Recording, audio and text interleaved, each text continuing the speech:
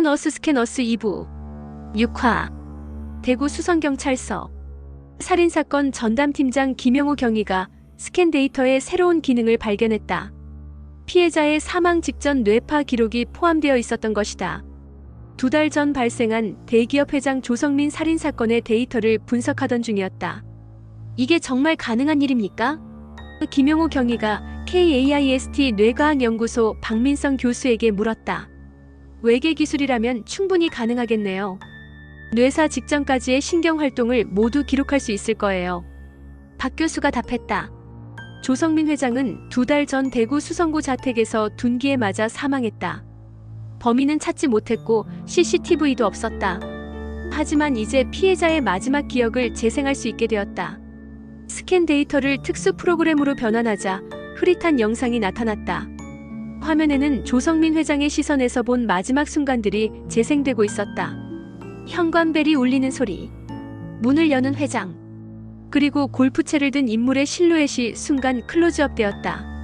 얼굴은 보이지 않았지만 왼손목에 특이한 시계가 선명하게 보였다. 롤렉스 데이토나 골드 모델이었다. 이 시계를 본 적 있나요? 김영우 경위가 수사팀에게 물었다. 있습니다. 젊은 형사 이준호가 외쳤다. 용의자 중 한 명인 조 회장의 조카 조민석이에요. 작년 생일 선물로 받았다고 자랑했던 시계입니다. 조민석은 조성민 회장의 유일한 상속자였다. 하지만 평소 도박과 투자 실패로 빚이 많았고 삼촌에게 여러 번 돈을 빌려달라고 했지만 거절당했다. 알리바이는 완벽했다. 사건 당시 부산 친구들과 술을 마시고 있었다는 증언이 있었다. 하지만 알리바이를 재조사한 결과 허점이 발견되었다. 조민석은 KTX를 이용해 부산과 대구를 왕복할 수 있었다. 부산에서 술자리 사진을 미리 찍어두고 대구에서 범행을 저지른 후 다시 부산으로 돌아가 알리바이를 만든 것이었다. 경찰이 조민석의 집에 도착했을 때 그는 이미 모든 것을 체념한 듯 보였다. 외계인들이 봤군요. 그가 쓴웃음을 지으며 말했다. 삼촌이 죽기 직전 제 시계를 봤다는 거죠? 조민석은 저항하지 않고 체포되었다. 취조실에서 조민석은 모든 것을 자백했다. 사업이 계속 망하고 빚이 너무 많았어요.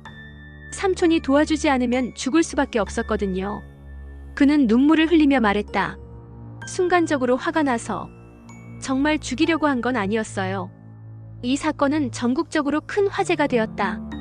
죽은 차의 마지막 기억이 범인을 찾아낸 한국 최초의 사례였다. 각 지방청 형사들은 스캔 데이터를 활용한 새로운 수사 기법을 연구하기 시작했다.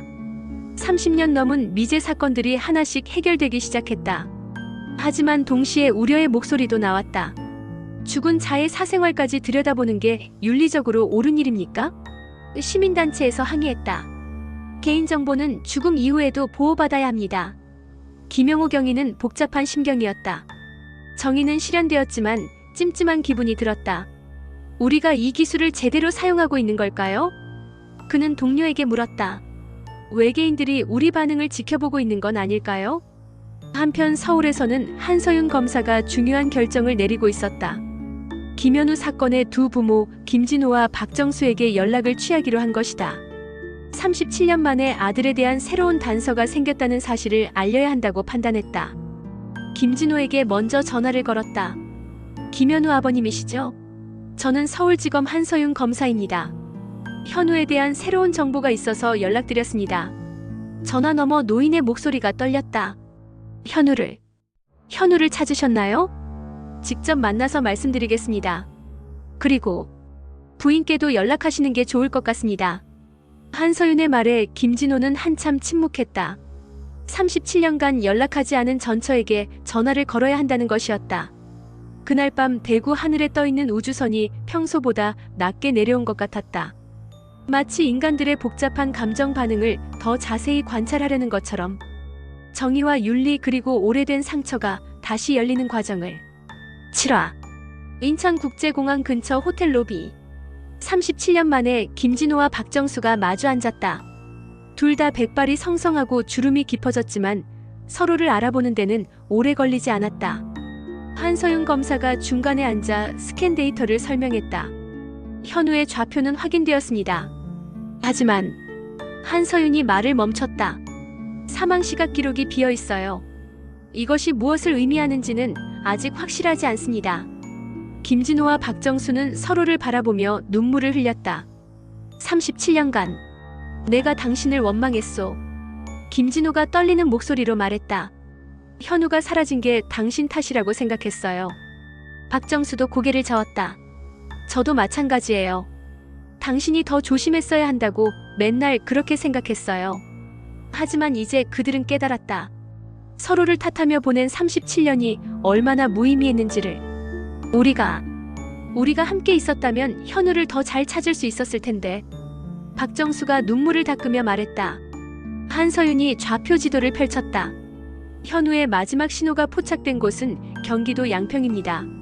하지만 그곳은 37년 전과 지금이 완전히 달라요. 당시에는 농촌이었지만 지금은 신도시가 들어서 있어요. 그때 하와이 마우나케아 천문대에서 긴급 연락이 왔다. 우주선에서 신호를 보내오기 시작했다는 것이었다. KAIST 정도현 교수가 화상회의로 참여했다. 드디어 그들이 통신을 시작했습니다. 스크린에 외계인의 메시지가 나타났다. 우리는 학습한다. 인간이 감정을. 문법이 어색했지만 점차 정확해지고 있었다. 몇 시간 후 더 완전한 메시지가 도착했다. 우리는 인간의 감정을 이해하고 싶다. 특히 상실과 그리움에 대해. 청와대에서 긴급회의가 열렸다. 대통령이 직접 참석한 가운데 외계인과의 첫 공식 대화가 시작되었다. 우리는 평화로운 대화를 원합니다. 당신들이 우리를 관찰하는 이유를 알고 싶습니다. 외계인의 답변은 예상을 뛰어넘었다. 우리는 우주를 여행하며 지적 생명체를 연구한다. 하지만 인간만큼 복잡한 감정을 가진 종족은 처음이다. 특히 죽은 자에 대한 그리움이 흥미롭다. 한서윤이 질문했다. 왜 죽은 자들의 위치를 알려주신 건가요? 외계인의 답변이 이어졌다. 상실이 인간에게 미치는 영향을 관찰하고 싶었다. 슬픔, 분노, 죄책감, 용서. 이 모든 감정의 변화 과정을 보고 있다. 박상호 전직 형사가 개인적인 질문을 했다. 제 아들 민준이는 왜 스캔에 나타나지 않았나요? 잠시 침묵이 흐른 후 답이 왔다. 살아있는 자는 스캔되지 않는다. 너의 아들은 생존해 있다. 좌표를 보내겠다. 박상호는 15년 만에 희망의 빛을 보았다. 스크린에 나타난 좌표는 중국 상하이 근처였다. 감사합니다. 정말 감사합니다. 그는 목이 메어 말을 잇지 못했다. 외계인들은 계속해서 질문을 해왔다. 왜 인간은 죽은 자를 기억하는가? 왜 무덤을 만드는가? 왜 헤어진 가족이 다시 만나려 하는가? 한국인들은 처음으로 자신들의 정서에 대해 근본적인 질문에 직면했다. 조계종 총무원장이 답했다. 한 때문입니다. 우리는 풀리지 않는 마음의 응어리를 품고 삽니다. 그것이 때로는 슬픔이 되고 때로는 그리움이 되죠. 외계인들의 반응은 의외였다. 번역하기 어려운 개념이다. 김진호와 박정수도 마이크 앞에 섰다. 37년간 서로를 원망했지만 결국 우리를 묶고 있는 건 아들에 대한 사랑이었어요. 박정수가 말했다. 이제 알겠어요. 상처도 사랑의 다른 이름이라는 것을. 그날 밤 대화는 새벽까지 계속되었다. 외계인들이 인간의 복잡한 감정 세계에 대해 끊임없이 질문했다. 그리고 점점 그들의 톤이 달라지고 있었다. 단순한 관찰자에서 무언가 배우려는 학습자로 변하고 있었다. 중국 상하이. 박상호는 외계인들이 제공한 좌표를 따라 도심 속 낡은 공장지대에 도착했다. 15년 만에 아들 민준과의 재회를 앞두고 있었다. 상하이 공항과 한국 영사관 직원들이 동행했다. 좌표가 가리키는 곳은 불법 체류자들이 숨어 사는 지하 공간이었다. 계단을 내려가니 컴컴한 지하실에서 수십 명의 사람들이 열악한 환경에서 살고 있었다. 대부분 동남아시아 출신 불법 체류자들이었다. 그 중에서 한국어를 하는 젊은 남자가 눈에 띄었다. 23세가 된 박민준이었다. 아빠. 민준이 박상호를 보고 얼어붙었다. 15년이라는 세월이 8세 소년을 성인으로 만들어 놓았다. 박상호는 아들을 끌어안고 펑펑 울었다. 민준아. 아빠가 늦었다. 15년간 너를 찾았어. 민준은 눈물을 흘리며 자신의 이야기를 들려주었다. 납치당했어요. 처음에는 한국 내에서 숨어 살았는데 나중에 배를 타고 중국으로 왔어요. 탈출하려고 했지만 언어도 안 통하고 돈도 없어서.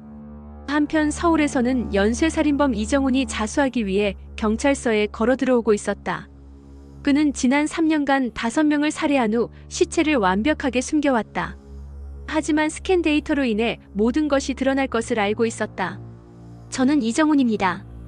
연쇄살인범이죠. 그가 서대문경찰서 접수대에서 말했다. 경찰들은 당황했다. 수배 중인 범인이 스스로 걸어 들어온 것이었다. 외계인들이 제가 묻어둔 시체들을 모두 찾아낼 거라는 걸 알고 있어요. 취조실에서 이정훈은 담담하게 자신의 범죄를 자백했다. 매장 위치, 살해 방법, 동기까지. 모든 것이 스캔 데이터와 정확히 일치했다.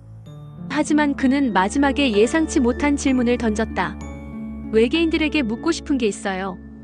그들도 살인을 해본 적이 있나요? 그 순간 취조실의 모든 전자기기가 이상한 신호를 보내기 시작했다. 스피커에서 외계인의 목소리가 흘러나왔다. 우리는 너의 질문을 들었다. 경찰들이 깜짝 놀라 일어섰다. 우리는 과거에 그런 일이 있었다. 외계인의 답변이 이어졌다. 생존을 위해 다른 종족을 제거해야 했던 적이 있다. 하지만 그것은 감정이 아닌 논리적 판단이었다. 너희의 살인과는 다르다. 이정훈이 냉소적으로 웃었다. 결국 똑같은 거 아닌가요? 죽이는 건 죽이는 거잖아요. 외계인들은 잠시 침묵했다가 대답했다. 우리는 감정으로 인한 살인을 이해하지 못한다. 분노, 질투, 원한. 이런 것들이 어떻게 생명을 빼앗는 행위로 이어지는가? 한국 사람들한테는 한이라는 게 있어요. 이정훈이 말했다. 깊이 맺힌 원한이 쌓이고 쌓이면서 결국 폭발하는 거죠. 저도 그랬어요. 사회에 대한 원망이 살인으로 이어진 거예요. 외계인들의 다음 질문은 더욱 심각했다. 그렇다면 한은 너희에게 해로운 감정인가? 이정훈은 고개를 저었다. 아니에요. 한은 때로는 예술이 되기도 하고 역사를 바꾸는 힘이 되기도 해요. 판소리, 문학, 민주화 운동. 모두 한에서 나온 거죠. 그때 상하이에서 소식이 전해졌다. 박상호가 아들 민준을 데리고 한국으로 돌아온다는 것이었다. 15년간 헤어져 있던 부자가 마침내 재회한 것이다. 인천공항에서 민준을 기다리는 박상호의 모습이 전국에 중계되었다. 같은 시각 양평의 한 카페에서는 또 다른 기적이 일어나고 있었다. 37년 전 실종된 김현우가 부모를 찾아온 것이었다. 그는 이제 45세의 중년이 되어 있었다. 아버지, 어머니. 현우의 목소리에 김진호와 박정수는 동시에 일어섰다. 어떻게 살아있었니? 박정수가 떨리는 손으로 아들의 얼굴을 만졌다. 현우는 눈물을 흘리며 설명했다. 납치당했지만 죽지는 않았어요.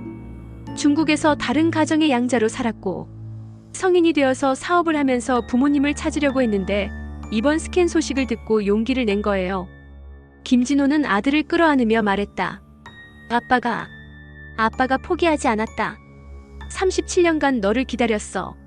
박정수도 울면서 말했다. 어머니는 죽었다고 생각했어. 미안해 현우야. 외계인들은 이 장면들도 모두 관찰하고 있었다. 같은 감정이 파괴와 구원을 동시에 만들어낸다. 그들의 목소리에 어떤 변화가 감지되었다. 한이라는 감정. 우리도 배워야겠다. 그날 밤 한국의 하늘은 특별했다. 수많은 가족들이 재결합하고 오래된 상처들이 치유되고 있었다. 그리고 저 높은 곳에서 외계인들이 인간의 가장 복잡한 감정을 학습하고 있었다. 구하. 청와대 상황실. 한서윤 검사는 전국 스캔 데이터를 분석하던 중 이상한 점을 발견했다. 특정 지역들이 완전히 비어 있었던 것이다. 블랙존이라고 명명된 이 구역들에는 어떤 죽음의 흔적도 기록되어 있지 않았다. 이상해요. 한서윤이 정도현 교수에게 말했다. 비무장지대나 백두산 정상 같은 곳은 이해할 수 있어요.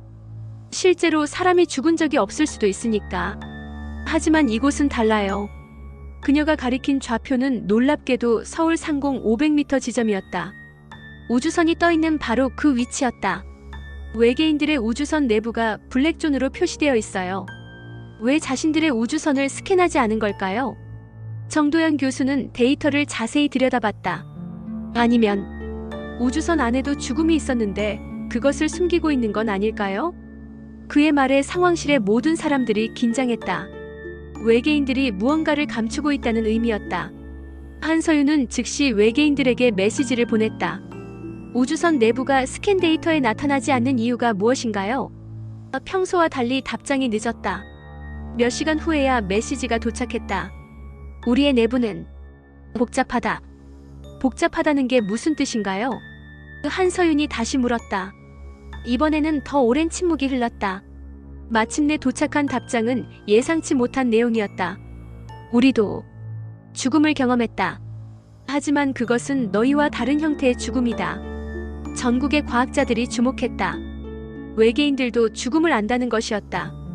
어떤 형태의 죽음입니까? 정도현 교수가 질문했다. 개체의 소멸이 아니라 의식의 분리다. 우리는 집단 의식체다. 때로 개별 의식이 전체에서 분리되어 소멸한다. 한서윤은 더 깊이 파고들었다. 우주선 안에 그런 소멸된 의식들이 있나요? 긴 침묵 후에 답이 왔다. 있다. 지구에 오는 과정에서 23개의 개별 의식이 분리되어 소멸했다. 우리는 그들을 그리워한다. 이 순간 한국인들은 깨달았다. 외계인들도 상실을 경험하는 존재였다. 그들만의 방식으로 죽음을 슬퍼하고 있었던 것이다. 그들을 만날 수 있나요? 한서윤이 물었다. 소멸된 의식은 되돌릴 수 없다. 하지만 그들의 마지막 기억은 우리가 보관하고 있다. 외계인들이 처음으로 자신들의 취약함을 드러낸 순간이었다. 우리가 지구의 죽음을 관찰하는 이유는 우리도 상실을 이해하고 싶었기 때문이다. 의식의 소멸이라는 것이 무엇인지, 그 아픔을 어떻게 견뎌내는지. 그렇다면 우리는 같은 것을 찾고 있었네요. 한서윤이 말했다. 죽음의 의미와 상실의 아픔을 받아들이는 방법을. 외계인들의 답변에서 처음으로 감정이 느껴졌다. 그렇다. 우리는 외롭다. 23명의 동료를 잃은 후 더욱 외로워졌다. 김진호와 박정수가 손을 잡고 마이크 앞에 섰다. 저희도 37년간 아들을 잃고 외로웠어요. 하지만 그 외로움이 저희를 다시 하나로 만들어 주었어요. 박정수가 말했다. 상실도 사랑의 한 형태라는 걸 이제야 알겠어요. 외계인들의 목소리가 달라졌다. 사랑, 상실, 그리움. 이 모든 감정이 연결되어 있다는 것을 배웠다. 특히 한이라는 감정이 어떻게 치유의 힘이 되는지도. 그날 밤 전국의 사람들이 하늘을 올려다봤다. 저 우주선 안에도 슬픔을 겪고 있는 존재들이 있다는 것을 알았기 때문이다. 죽음과 상실 앞에서는 인간도 외계인도 똑같이 작고 무력한 존재였다. 한서윤은 마지막 메시지를 보냈다. 우리도 당신들의 동료들을 기억하겠습니다. 이름이 있다면 알려주세요. 잠시 후 23개의 복잡한 기호들이 전송되어 왔다. 외계인들의 이름이었다. 처음으로 외계인을 위한 추모제가 열렸다. 10화. 스캔 후 1년이 지났다. 외계인들은 한국인의 정서를 관찰하며 많은 것을 학습했다. 한, 정, 눈치, 체면. 이 모든 복잡한 감정들이 어떻게 인간의 행동을 결정하는지 이해하기 시작했다. 국회의사당 대회의실. 전국 각계각층 대표들이 모인 가운데 외계인들이 마지막 메시지를 발표했다. 우리는 충분히 관찰했다. 한국인의 감정을 이해했다고 생각한다. 회의장은 숨을 죽이고 기다렸다. 그래서 우리는 지구를 떠날 것이다. 안도의 한숨이 흘러나왔다. 1년간의 긴장이 마침내 끝나는 것처럼 보였다. 하지만 외계인들의 다음 말은 충격적이었다. 하지만 우리는 하나의 결론에 도달했다. 한이라는 감정은 인간을 동시에 가장 아름답고 가장 위험한 존재로 만든다. 한 때문에 너희는 서로를 깊이 사랑하지만 동시에 깊이 원망하기도 한다. 창조하기도 하고 파괴하기도 한다. 이 모순적인 본성이 너희의 미래를 결정할 것이다. 회의장에 긴장이 감돌았다. 한서윤이 일어서서 질문했다. 그것이 우리를 떠나는 이유인가요? 외계인들의 답변은 예상과 달랐다. 아니다. 그것이 우리가 머무는 이유다. 우리는 한의 진화를 계속 관찰하고 싶다. 너희가 이 복잡한 감정을 어떻게 승화시켜 나갈지 보고 싶다. 전국이 술렁거렸다. 외계인들이 떠나는 것이 아니라 머무른다는 것이었다. 우리는 달 궤도로 이동할 것이다. 직접 간섭은 하지 않겠다. 단지 지켜볼 뿐이다. 그들의 목소리에서 어떤 변화가 느껴졌다. 마치 차갑던 관찰자에서 따뜻한 친구로 변한 것 같았다. 박상호가 손을 들었다. 우리에게 조언이 있나요? 한을 더 잘 다루는 방법 같은 것 말입니다. 외계인들은 잠시 생각한 후 대답했다. 한을 억누르려 하지 마라. 그것은 너희를 너희답게 만드는 것이다. 대신 한을 이해하려고 노력하라. 원망할 때는 그 원망의 뿌리를 생각해보라.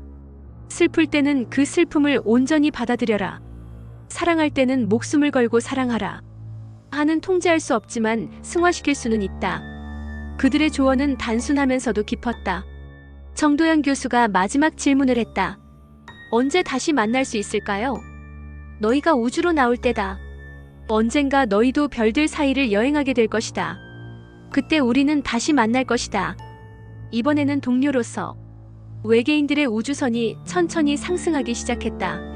1년간 서울 상공에 떠있던 거대한 원반이 마침내 움직이고 있었다. 전국의 사람들이 하늘을 올려다보며 작별 인사를 했다. 김진호와 박정수는 손을 잡고 여의도 한강공원에서 떠나는 우주선을 바라봤다. 45세가 된 아들 현우가 그들 옆에 서 있었다. 37년 만에 다시 가족이 되었네요. 현우가 말했다. 이제 정말 새로운 시작이에요. 박상호도 23세가 된 아들 민준과 함께 하늘을 올려다봤다. 15년간 기다린 보람이 있었어. 그가 아들의 어깨를 두드렸다. 이제 우리도 새 출발이다. 우주선은 점점 작아져 갔다. 하지만 완전히 사라지기 전 마지막 메시지가 전송되어 왔다. 고맙다 한국 사람들아. 너희로부터 많은 것을 배웠다. 특히 한이 어떻게 사랑으로 변할 수 있는지를, 그리고 상처받은 마음이 어떻게 더 큰 사랑을 만들어내는지를. 한서윤은 눈물을 흘리며 하늘을 바라봤다. 1년 전 죽음을 찾으러 온 외계인들이 떠나면서 생명과 사랑의 소중함을 일깨워주고 갔다. 한국인의 복잡한 정서가 단점이 아니라 가장 큰 장점이라는 것을 깨닫게 해주었다. 그날 밤부터 한국의 하늘은 조금 더 넓어 보였다. 언젠가 한국인들도 저 별들 사이를 여행하며 한을 승화시킨 사랑을 우주에 전할 날이 올 것이라는 희망과 함께 여의도 한강공원에는 작은 기념비가 세워졌다. 스캔 기념비 마이너스 우리가 배운 것 상실도 사랑이고 한도 사랑이며 기다림도 사랑이다. 그리고 그 아래에는 23개의 외계 문자가 새겨져 있었다. 지구를 관찰하다 소멸한 외계 의식들의 이름이었다. 매년 9월 15일 스캔이 시작된 날에는 전국에서 추모제가 열렸다. 죽은 자들을 기리고 살아있는 자들의 사랑을 확인하는 날이 되었다. 그리고 사람들은 밤하늘을 올려다보며 말했다. 언젠가 다시 만나요. 그때는 더 성숙한 모습으로. 한국의 긴 밤이 깊어갔지만 사람들의 마음은 따뜻했다. 우주 어디선가 그들을 지켜보는 친구들이 있다는 것을 알고 있었기 때문에. 그리고 그 친구들로부터 배운 가장 소중한 진리를 가슴에 품고 있었기 때문에. 사랑은 시간도 공간도 종족도 뛰어넘는다는 것을.